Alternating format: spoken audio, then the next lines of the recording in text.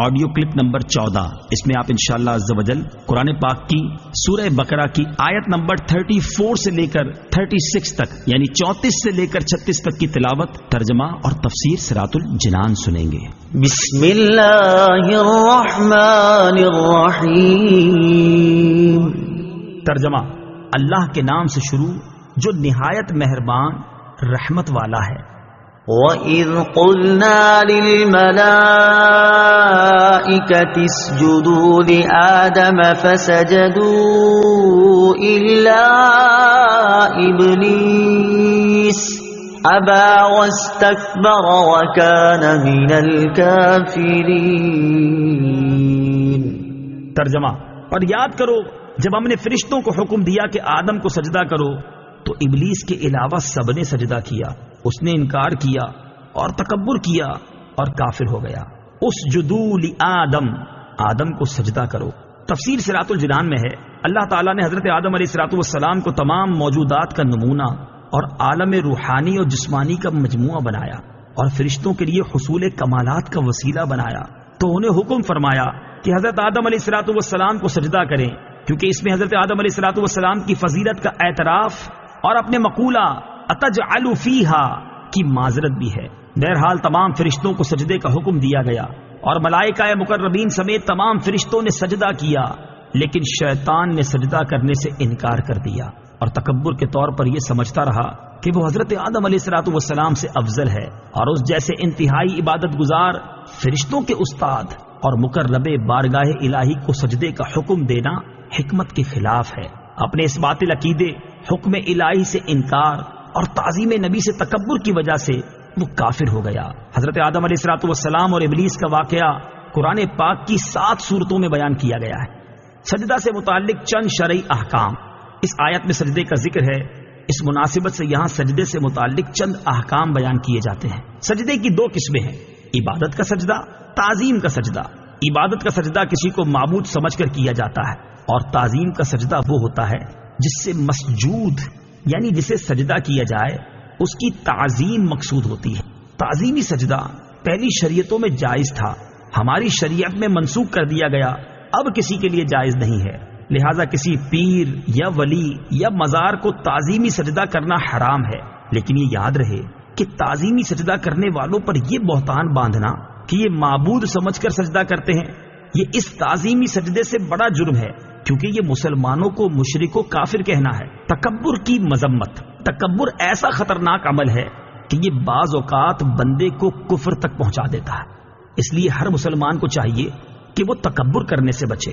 حضرت عبداللہ ابن مسعود رضی اللہ تعالی عنہ سے روایت ہے، نبی کریم صلی اللہ تعالی علیہ وسلم نے ارشاد فرمایا، تکبر حق کی مخالفت کرنے اور لوگوں کو حقیر جاننے کا نام ہے.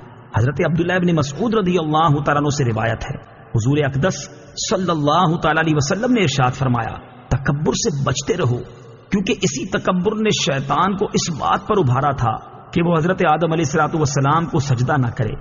وَقُلْنَا يَا آدَمُ اسْكُنْ أَنْتَ وَزَوْجُكَ الْجَنَّةَ وَكُلَا مِنْهَا رَغَدًا حَيْثُ شِئْتُمَا وَلَا تَقْرَبَا هَذِهِ الشَّجَرَةَ فَتَكُونَا مِنَ الظَّالِمِينَ.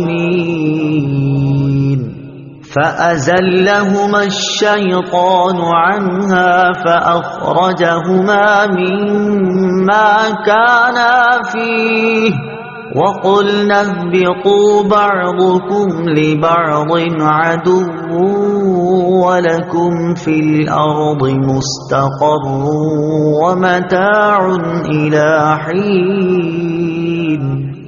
ترجمہ: اور ہم نے فرمایا، اے آدم، تم اور تمہاری بیوی جنت میں رہو اور بغیر روک ٹوک کے جہاں تمہارا جی چاہے کھاؤ، البتہ اس درخت کے قریب نہ جانا ورنہ حد سے بڑھنے والوں میں شامل ہو جاؤ گے. تو شیطان نے ان دونوں کو جنت سے لغزش دی، پس انہیں وہاں سے نکلوا دیا جہاں وہ رہتے تھے، اور ہم نے فرمایا تم نیچے اتر جاؤ، تم ایک دوسرے کے دشمن بنو گے اور تمہارے لیے ایک خاص وقت تک زمین میں ٹھکانا اور زندگی گزارنے کا سامان ہے. یا آدم اسکن انت وزوجک الجنہ، اے آدم تم اور تمہاری بیوی جنت میں رہو. تفسیر صراط الجنان میں ہے. یہاں سے حضرت آدم علیہ الصلوۃ والسلام اور ابلیس کا واقعہ بیان کیا گیا ہے، اور اس کا خلاصہ کچھ یوں ہے۔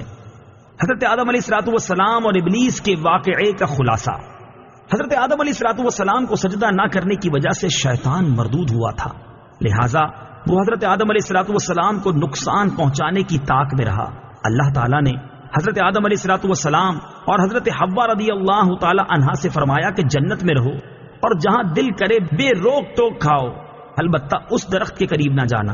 شیطان نے انہیں وسوسہ ڈالا اور کہنے لگا کہ تمہیں تمہارے رب عز و جل نے اس درخت سے اس لیے بنا فرمایا ہے کہ کہیں تم فرشتے نہ بن جاؤ یا تم ہمیشہ زندہ رہنے والے نہ بن جاؤ۔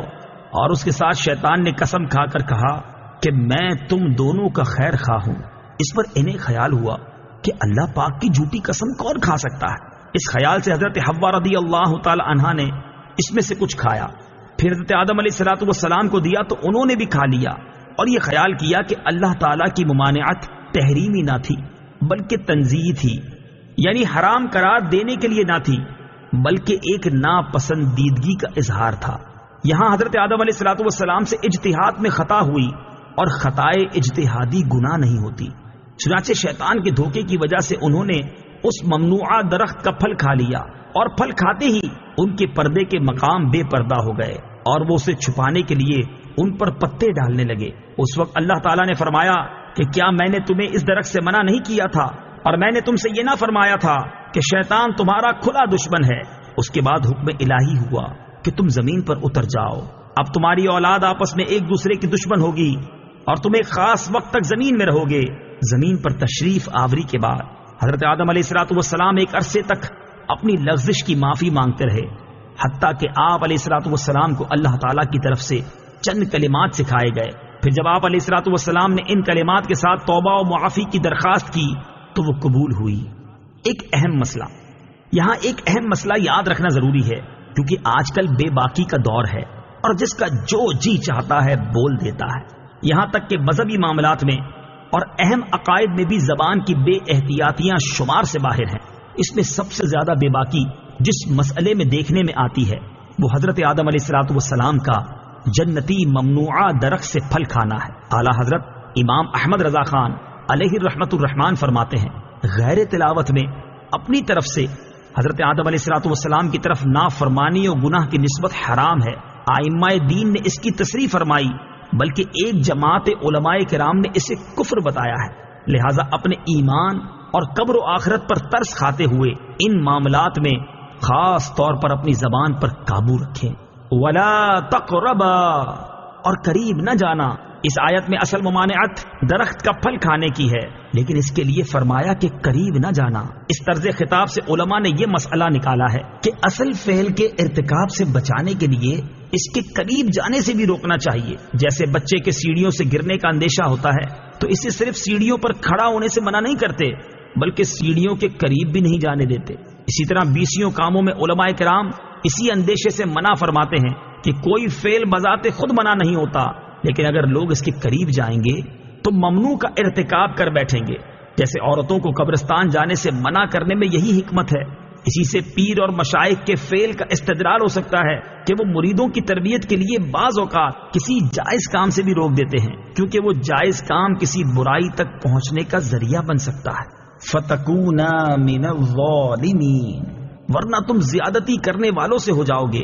ظلم کا معنی ہے کسی شے کو اس کی اپنی جگہ کے علاوہ کسی اور جگہ رکھنا، اور یہاں آیت میں ظلم خلاف اولا کے معنی